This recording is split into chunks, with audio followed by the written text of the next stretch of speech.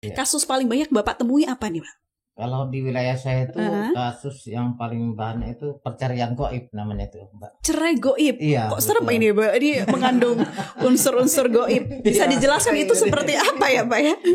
Mungkin yang dinamakan gaib itu karena dari pihak yang laki-laki atau suami tidak diketahui keberadaannya.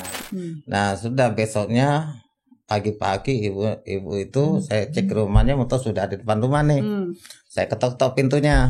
Bu, motor udah balik belum? Udah Pak, ini Pak, katanya gitu. Yaudah ayo ke kelurahan, ke pos Bankum. Saya bawa motor tuh. Bawa motor, alhamdulillah saya telepon juga yang punya motor, bahwa motornya sudah ada di pos Bankum. Oke. Gitu. Selesai tuh Pak ya di situ. Selesai lah itu. Hanya dalam waktu 3 hari. Motor 1 tahun menghilang entah kemana dengan yang pinjam 3 hari alhamdulillah bisa selesai. Kami pastikan ini berjalan dan sampai saat ini sudah terbentuk 18.231 pos Bankum desa kelurahan di seluruh Indonesia. Tanpa dikenakan biaya ya Bu? Tanpa dikenakan biaya sama sekali. Ini gratis untuk mendapatkan 4 layanan tadi. Kita cross check langsung ini ke Bu Lurah, Bu Nani, ini apa betul gratis selama ini pos Bankum?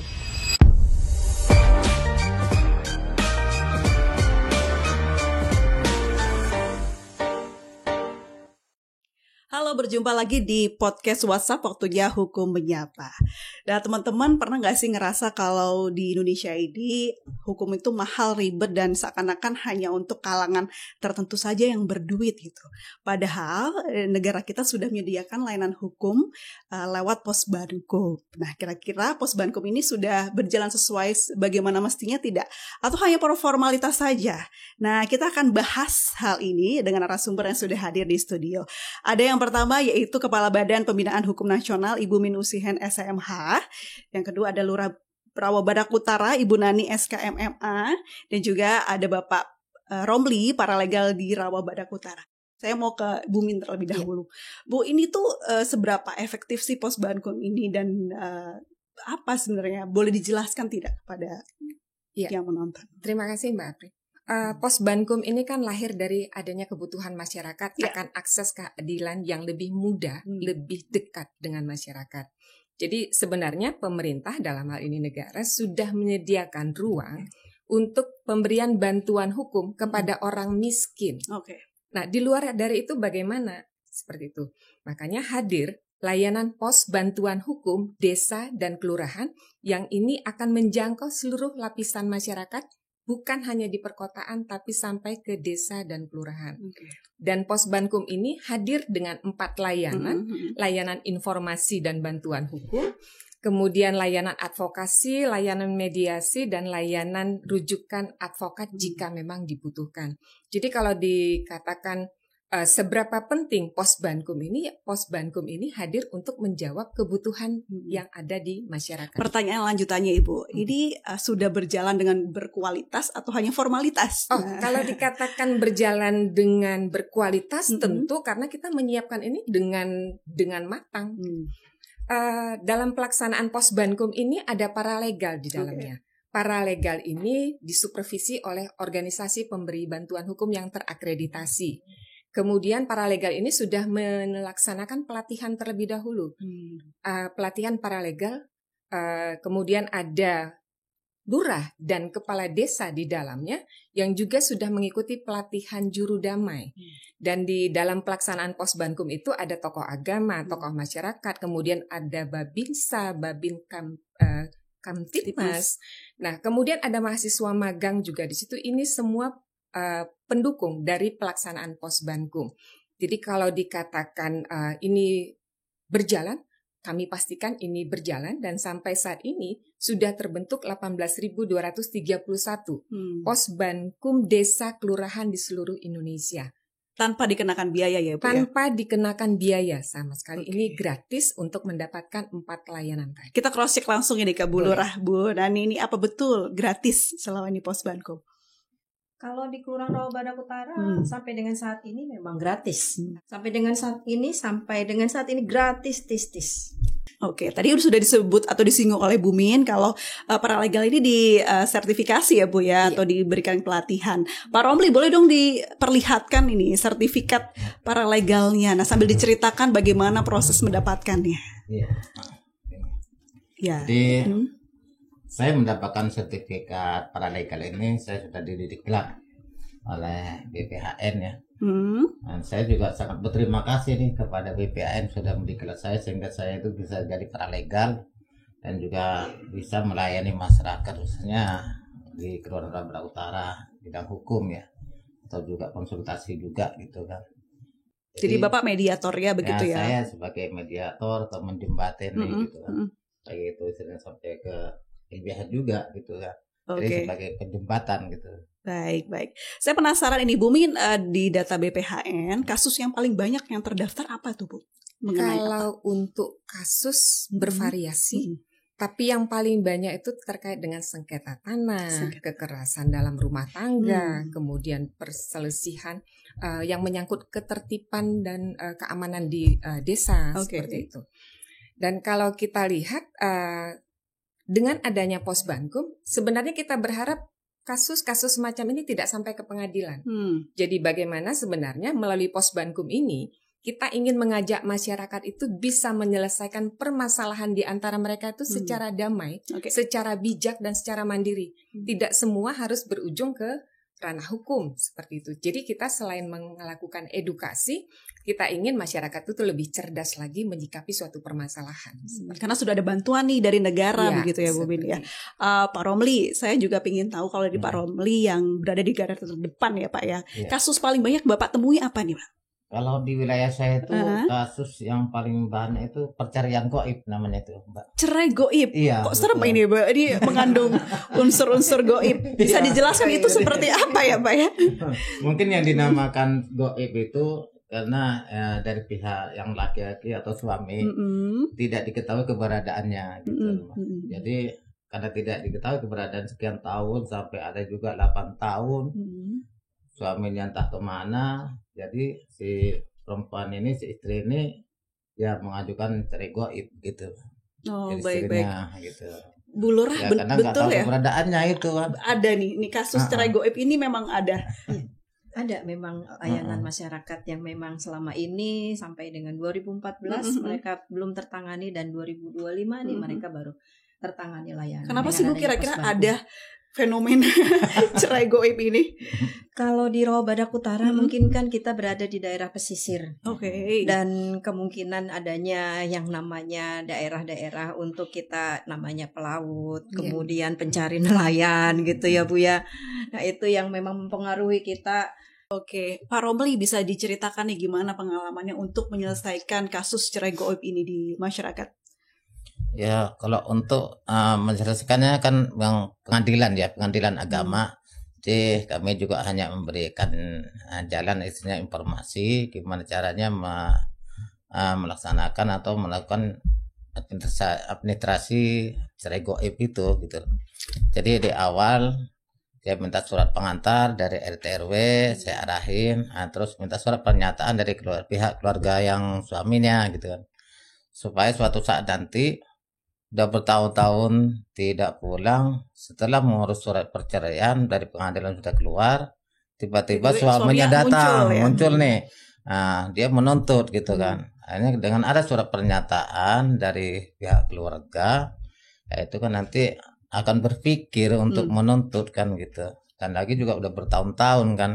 Jadi istilahnya yaitu yang bisa saya sampaikan untuk para masyarakat yang datang ke Posbankum minta arahan gitu. Baik, Bu Lurah ini kan sebagai sosok peacemaker juga ya Bu ya di Posbankum ini. Bu Lurah melihatnya ada tantangan tersendiri apa atau kendala tersendiri apa untuk menangani masalah cerai gaib di wilayah Ibu? Yang pertama, kita juga sebagai perempuan merasa prihatin dengan adanya seperti ini kasus. Dan memang ini perlu kita tangani segera karena memang kasusnya ini bukan pada saat 2025 saja, tetapi kasusnya memang sudah lama yang mereka memang butuh yang namanya layanan informasi sampai dengan ke pengadilan. Kami juga mendampingi, ada beberapa kasus yang kami lakukan ini juga didampingi untuk sampai ke pengadilan. Alhamdulillah ada beberapa kasus yang sudah terselesaikan. Bu Min melihat kasus cerai gaib ini, Bu Min merasa ini cukup tidak sih diatasi oleh pusat bantuan hukum ini saja atau perlu ada tindak lanjutan? Iya, kehadiran Posbankum ini kan banyak, dengan layanannya itu kan orang boleh konsultasi terlebih dahulu, mendapatkan informasi kalau kondisinya seperti ini apa yang harus saya lakukan. Tadi seperti yang disampaikan Pak Roni, menyampaikan langkah-langkah atau melakukan pendampingan kepada pemohon seperti itu. Jadi kalau dikatakan apa yang keberadaan Posbankum ini untuk apa, ya di situ dia sekalian memberikan edukasi, memberikan literasi kepada masyarakat, haknya itu apa, kemudian kalau itu hak, bagaimana cara mendapatkan haknya itu, seperti itu. Jadi keberadaan Posbankum ini tentu sangat membantu masyarakat yang sebelumnya tidak paham hukum, tidak tahu hukum, jadi dia lebih menyadari hak dan kewajibannya, apa yang boleh, apa yang dilarang, seperti itu. Kalaupun nanti berujung tidak selesai ketika dilakukan konsiliasi, bagaimana konsiliasi tidak bertemu gitu ya.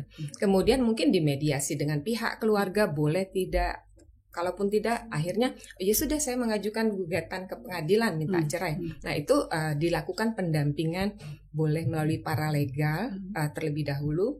Kemudian nanti dibantu untuk misalnya membuat surat ke pengadilan, pengajuan seperti itu. Jadi Posbankum ini hadir untuk membantu bagaimana masyarakat supaya lebih tercerahkan ya Bu ya, mengenai edukasi hukum itu sendiri. Salah satunya itu untuk melakukan literasi hukum juga di dalamnya. Dan didampingi oleh Bu Lurah serta ada paralegal dan paralegal. Oke, kita lihat polling yang sudah disiapkan oleh tim ya. Ini kalau punya masalah hukum, apa yang akan kamu lakukan?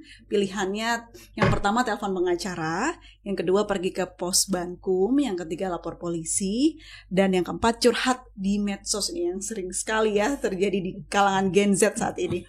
Ternyata pollingnya adalah yang paling banyak pergi ke Posbankum. Wah, ini ternyata masyarakat atau polling yang dilakukan Kementerian Hukum ini sudah banyak yang aware nih tentang Posbankum. Ada komentar tidak? Mungkin dari Ibu Minta lebih dahulu. Ya, kalau dilihat dari polling cepat yang dilakukan, surprise juga bagi kami bahwa masyarakat sudah mengerti atau memahami ada bantuan hukum loh yang bisa kita gunakan ketika terjadi persoalan hukum. Pak, tapi kan namanya pos bantuan hukum nih, namanya orang kan harus ngantri karena banyak kan tadi Pak ya. Kira-kira ada nggak yang nakal? Saya duluin, saya bayar gitu. Oh enggak ada.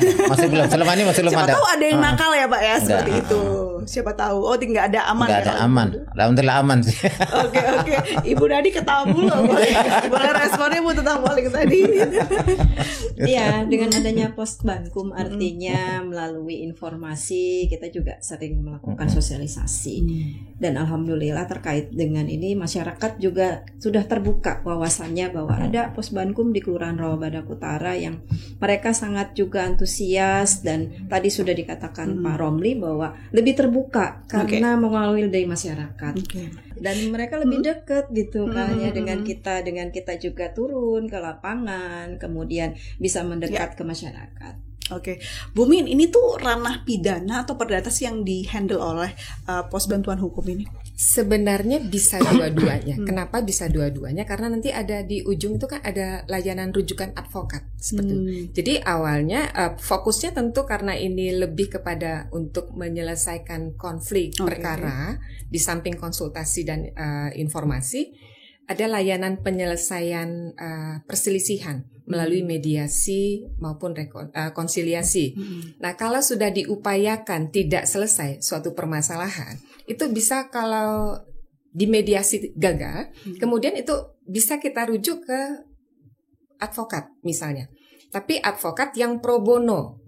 Jadi yang memang masih gratis juga judulnya. Tapi kalau dia miskin, kita bisa pakai mekanisme ya, bisa bantuan hukum dengan program pemerintah dari Undang-Undang Bantuan Hukum, ataupun melalui Posbankum kita rujuk saja menggunakan pemberi bantuan hukum yang terakreditasi tadi.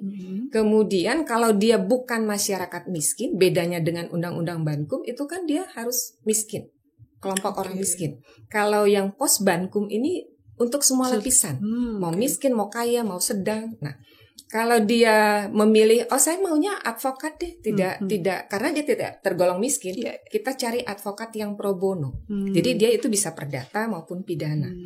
Kemudian kalau dia kaya bagaimana? Oh, dia bisa memilih. Oh, saya pilih law firm saja. Oke. Nah, ini pilihan-pilihan yang diberikan kepada masyarakat. Tapi negara di sini hadir untuk memberikan akses keadilan yang lebih mudah tadi, yang gratis tentunya ya. Gratis bukan berarti ya nggak berkualitas, karena kita didik paralegal disupervisi lagi oleh pemberi bantuan hukum atau OBH terakreditasi. Kemudian lurahnya juga mendapatkan pelatihan.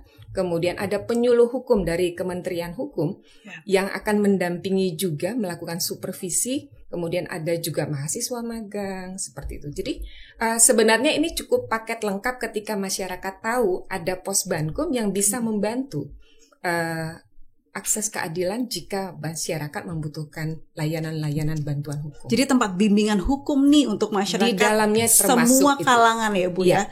Tak memandang siapapun itu. Siapapun itu boleh akses ke situ. Tinggal pilihannya mau kemana.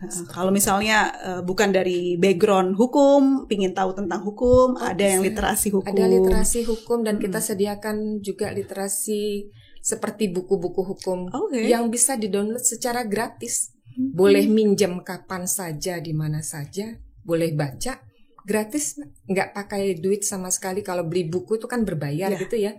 Oh, ini nggak, mahasiswa hukum, masyarakat boleh pinjem.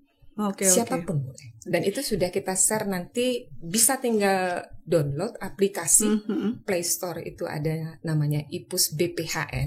Nah, ini bisa diakses dengan mudah oleh masyarakat. Hebatnya Posbankum ini teman-teman, tidak hanya tadi ya membimbing, memberikan literasi, tapi juga menyelesaikan masalah tadi tentang kasus-kasus yang sudah diceritakan. Salah satunya motor yang setahun dikembalikan ya Bu, itu gimana ceritanya Bu, boleh diceritakan? Ya, jadi awalnya memang ini ceritanya peminjaman motor peminjaman, kemudian dipinjamkan lagi dilelang lah gitu ya. Nah, ini kasusnya ini memang dari masyarakat sendiri yang sudah lama memang tidak kembali, dan setelah dimediasikan oleh paralegal itu alhamdulillah motor itu kembali, dan masyarakat merasa bahwa oh ya ternyata Posbankum ini bermanfaat buat masyarakat. Nah, untuk lengkapnya Pak Romli nih yang menangani langsung. Bukti nyata kalau kinerja Posbankum ini bisa membantu loh masyarakat. Itu waktu proses itu nggak diteleponin terus Pak sama warga, ini gimana kelanjutannya gitu? Enggak, karena memang prosesnya super cepat ya. Kami berapa dari lama tuh Pak? Paralegal itu gercep lah.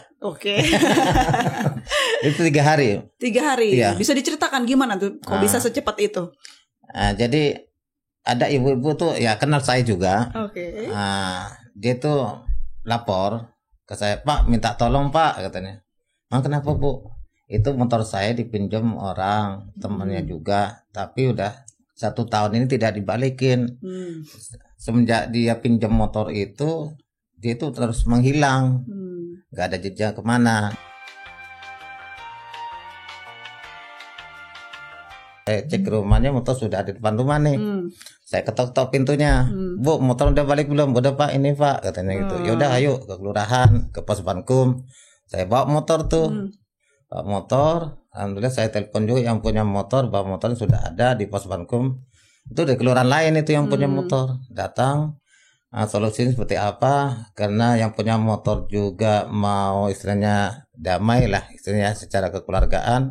Ya udah, bikin surat pernyataan. Gitu. Selesai tuh Pak ya di situ. Selesai lah itu, hanya dalam waktu 3 hari. Motor 1 tahun menghilang entah kemana dengan yang pinjam 3 hari, alhamdulillah bisa selesai. Dilawan sama orang yang nagih-nagih aja kayaknya lebih jago Bapak gitu kayaknya. Dapat apa tuh Bapak? Terima kasih ya. Ya, alhamdulillah sih Bu, saya dapat rezeki dikasih 100.000 buat beli kopi ya. Tapi sebenarnya bukan untuk berbayar atau imbal jasa. Itu, jadi istilahnya ya ngopi bareng lah gitu. Dapat pahala juga. Itu juga nggak minta loh Bu, ya, cuman dikasih diamplokin, saya buka 100.000.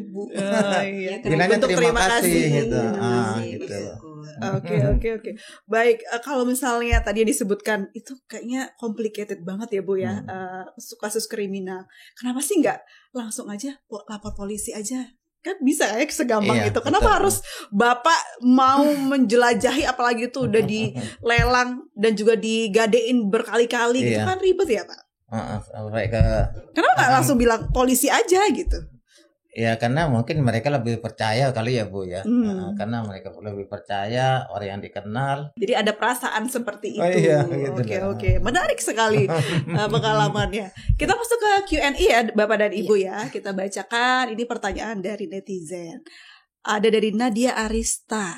Kalau saya dikerjain pinjol ilegal, bisa nggak nih ke pos Bankum? Nah, kira-kira bisa nggak? Boleh Bapak, boleh Ibu. Di wilayah kami tidak banyak juga sih yang melapor ya untuk sementara ini ya, udah minta bantuan ke pos Bankum itu. Tapi ada. Bahkan pernah juga sampai itu terjadi adu fisik itu. Iya. Sehingga bisa kami amankan. Antara siapa tuh Pak yang nagih? Antara yang nagih dengan yang. Nah, kalau kayak gitu penyelesaian gimana? Ya tetap kami itu amplokin, duduk bareng, bikin kesepakatan cara berbayarnya seperti apa gitu kan. Oke. Ya, karena masalah utang ya tetap harus bayar kan gitu ya. Kita ke pertanyaan kedua, untuk kasus KDRT, pos Bankum ini bantu lapor polisi atau cuman bikin surat aja? Gimana tuh Pak Romli?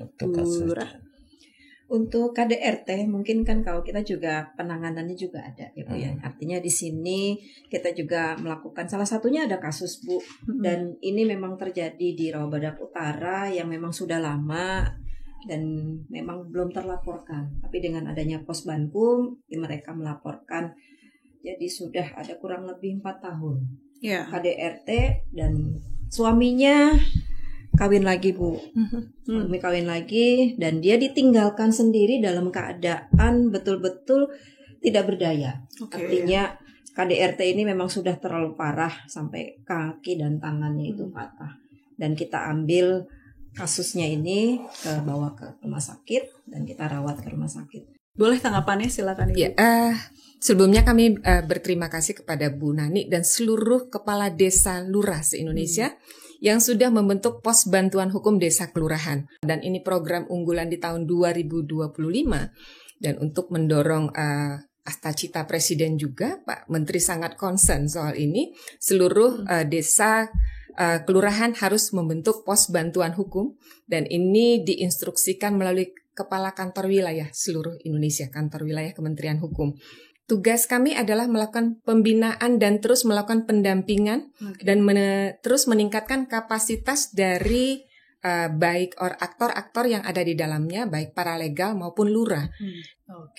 Sesuai yang dikatakan Bu Min juga, Bu Lurah juga punya sertifikat ya, sertifikasi dari Kementerian Hukum. Boleh dijelaskan Ibu?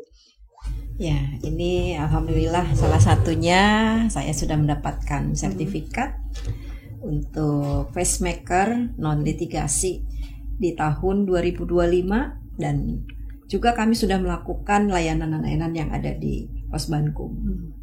Oke, menjadi pacemaker gitu ya, yang di non litigation pacemaker, dan mereka dapat identitas non akademik. Jadi boleh disematkan di belakang nama Bu Nani menyusul nih kayaknya. SHNLP, non litigation peacemaker. Di lurah juga ada Certified Paralegal of Legal Aid. Jadi ada titelnya ya Bu ya, ada identitas non akademik. Tapi itu sebagai pertanggungjawaban kepada mereka ketika sudah mengikuti pelatihan sebagai paralegal juru damai, seyogianya ya bisa memberikan kehadiran mereka ya bisa memberikan solusi. Bisa memberikan solusi. Nah, ngomong-ngomong soal solusi nih, kalau misalnya ada keluhan masyarakat misalnya terkait limbah atau tempat pembuangan sampah gitu Bu, ini pos bantuan hukum bisa hadir juga nggak kira-kira? Kebetulan di Rawabadak Utara kami punya yang namanya tempat sampah yang memang sudah banyak sekali keluhan-keluhan dari masyarakat. Dan ini juga sempat juga ada demo Bu, demo masyarakat yang memang dampaknya ini pengaruh terhadap kesehatan lingkungan, kemudian penyakit yang diderita oleh masyarakat.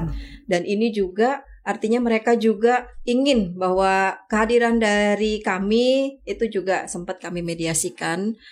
Dan lintas sektor terkait juga kami juga sudah adakan mediasi. Alhamdulillah diantaranya dari Sudin Kebersihan, kemudian dari tingkat kota juga mengapresiasi. Bahkan kami sudah pernah menjerokan sampah tersebut. Dan ini dirasakan oleh masyarakat bahwa aroma dari sampah sendiri ya Bu ya, tahu bahwa bagaimana rasanya ketika kita menghirup, kemudian bau badan kita juga. Sehari saya di situ aja sudah bisa ispa juga kan. Iya betul, sehari aja udah kayaknya udah gimana gitu, apalagi mereka yang setiap hari gitu, kasihan. Nah, kira-kira sebenarnya apa sih dampak nasional yang terjadi kalau Posbankum ini tidak didirikan atau tidak dibentuk gitu? Kerugiannya apa? Jumlah masyarakat Indonesia 286 juta lebih dengan luas kepulauan, kemudian keberadaan pemberi bantuan hukum yang terakreditasi itu belum ada di seluruh kabupaten kota. Jadi untuk menjembatani kondisi ini ya dibentuk Posbankum.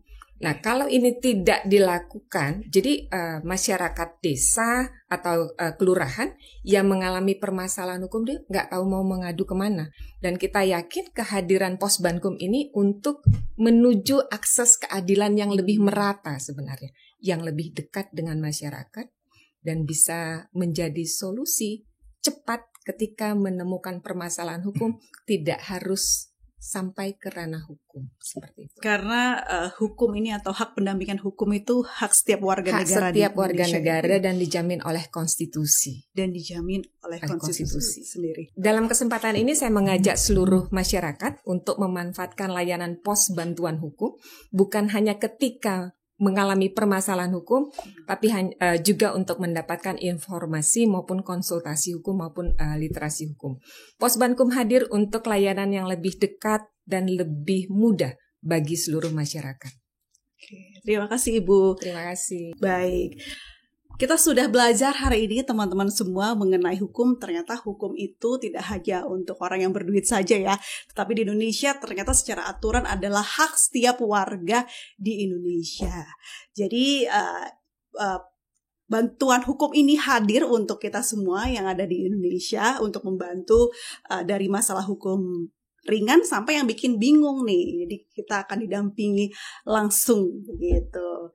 Untuk itu jangan ragu, jangan takut, langsung aja datang karena gratis dan untuk semua, terbuka untuk semua orang. Kalau ada hukum yang benar, ngapain kita nyasar ke yang salah ya. Oke, saya Aprilia Putri pamit, sampai jumpa.